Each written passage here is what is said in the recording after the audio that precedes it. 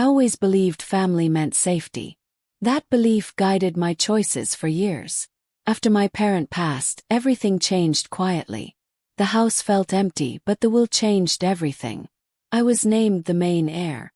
It was not just money. It was land, accounts, and control of decisions that had been planned for years. First, everyone was kind. They checked on me often. They asked how I was coping. They offered help with paperwork and meetings. Thought they cared.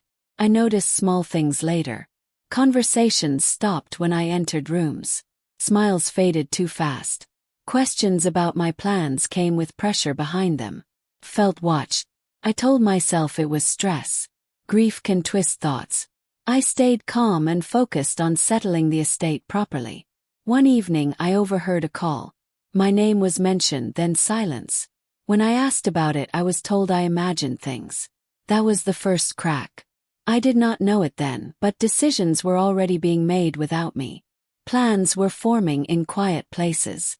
Smiles were covering intentions I could not yet see. I trusted them. That trust would nearly cost me everything. The weeks that followed felt heavy. Legal meetings were rushed. Documents appeared already filled out. I was told to sign quickly before things became complicated. Ask questions. The answers were vague.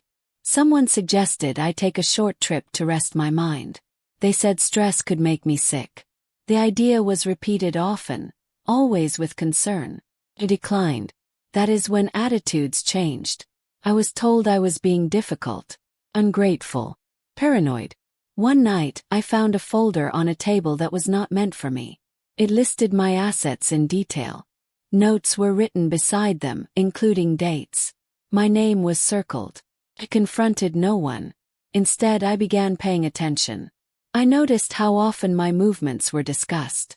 How rides were offered instead of me driving myself. How my phone battery drained faster than usual. Fear settled slowly like fog. I still believed nothing truly bad could happen. After all, these were people who shared my blood. I was wrong. The day everything changed started normally. I agreed to attend a meeting outside town. I was told it would finalize the last estate issue. Someone insisted on driving me, saying the road was unsafe. Halfway there, the car slowed on an empty stretch. Another vehicle blocked the road. The next moments blurred together. Voices shouted. Doors opened. Hands grabbed. I did not fight. Shock froze me. I was pushed into another car and driven away. My phone was gone. My vision was covered. Fear became real. I thought of the will. I thought of the folder. I understood too late. This was planned. Hours passed before the car stopped. I was locked in a dark room. The door closed. Silence followed. I sat on the floor and breathed slowly. Panic would not help me. They wanted something. And I knew exactly what it was. Time lost meaning in that room. Food arrived without words. No one explained anything. No demands were made yet. That scared me more. I replayed every conversation in my head. Every warning I ignored. Every smile that felt forced. I realized something important. If I disappeared, the inheritance would move easily. Decisions could be changed. Control could be taken. I was not meant to come back quickly. I checked my body for injuries. I was sore but alive. That mattered. I stayed calm. I listened. On the second night, I heard voices outside the door. One mentioned how long things would take to settle. That word burned in my mind. Settle meant transfer. Settle meant erase. I knew then that surviving was not enough. I would need proof. On the third day, someone finally spoke to me. They said this was temporary. That cooperation would make things easier. That resistance would cause problems. I asked one question. What happens after? There was no answer. That told me everything. I agreed to stay calm. I agreed to nothing else. Inside, I began planning. I paid attention to routines. Mistakes. I remembered every detail. Because if I walked out of that place alive, silence would not be my weapon. Truth would be. And the people who planned this would never see it coming. I woke each day to the same gray walls and the same locked door. Fear stayed, but it no longer ruled me. I listened carefully. Footsteps came at fixed times. Food arrived twice a day. One person always lingered longer than needed. I spoke little. I asked for water politely. I thanked them for meals. I acted weaker than I felt. That was a choice. At night, I counted minutes by the hum of a nearby machine. I learned when the place went quiet.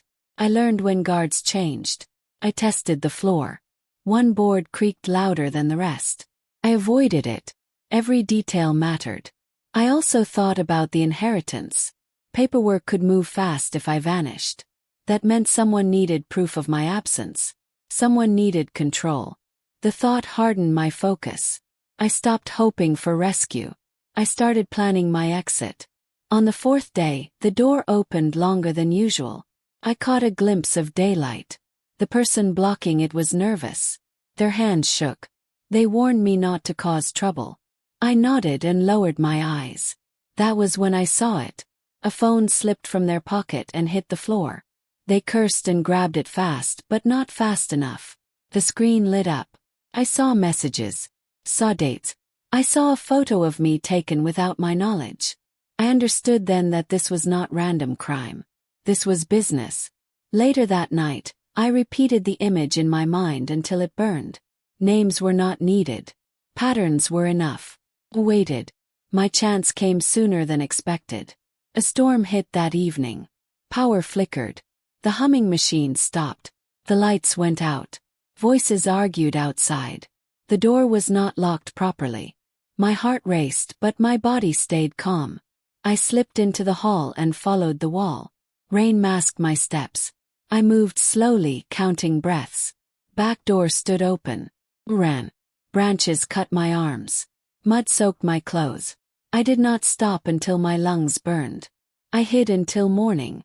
When I reached help, my story sounded impossible. But I was alive. And I remembered everything. Recovery took time. I spoke to authorities carefully. I shared facts, not fears. I asked for records. I requested phone data. Some people acted surprised to see me alive. That told me more than words ever could. I stayed quiet publicly. I let others speak for me. I watched reactions. Behind the scenes, I gathered proof. The messages I saw existed.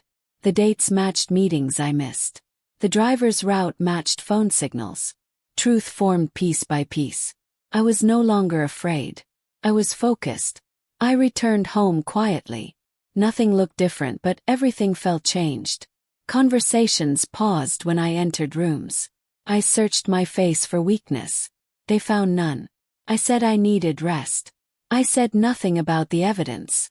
They believed they still had time. They were wrong. I moved slowly on purpose. I attended meetings again. I answered messages politely. I acted grateful for concern. I let them believe fear had softened me. Inside I was alert. I reviewed documents late at night. I compared dates, signatures, and transfers. Some changes were small but important. Others were rushed and sloppy. I saw how they expected me to disappear longer. That mistake would matter. Backed up everything. I saved copies in more than one place. I shared nothing yet. They laughed around me again. That told me they felt safe. Safety makes people careless.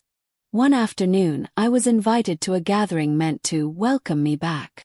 Food was served. Smiles returned. Jokes were made about stress and misunderstandings. Smile too. I watched hands tighten around glasses when I mentioned timelines. I noticed silence when I asked simple questions. The truth made them nervous. Later I stepped outside and made a quiet call. Confirmed records. I matched locations. Everything lined up. The plan had failed because I lived. Now it would expose itself. Days passed. I let impatience grow in them. They asked when I would finalize inheritance changes. They suggested new advisors. They pushed softly, then harder. Delayed. Each delay added pressure. I collected one last piece of proof. It arrived unexpectedly but perfectly. A record no one thought to erase. I knew then it was time. I requested a formal review. The room was full. Faces confident. Voices calm. I spoke clearly. I shared documents in order. I let the timeline tell the story. The room changed. Excuses fell apart. Silence grew heavy. I said very little. I did not need to. When it ended, no one looked at me the same way. Shock replaced confidence. Fear replaced control. I stood and left quietly. The hardest part was over. Justice had started moving. After the review, things moved fast. People who once avoided my eyes now asked careful questions. Meetings were rescheduled. Calls went unanswered. The confidence I once saw was gone. I was asked to give a full statement. I did calmly and clearly.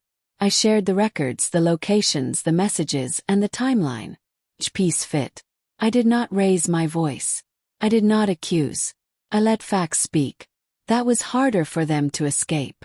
By evening, control had shifted. Decisions were paused. Access was limited. Temporary orders were placed. I went home exhausted but steady. For the first time since the kidnapping, I slept without fear. The next days were filled with silence.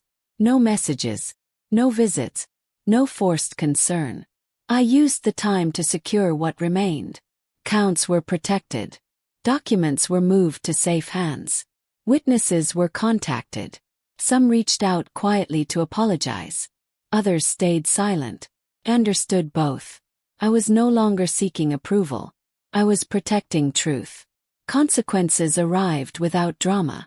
Restrictions were issued. Transfers were reversed.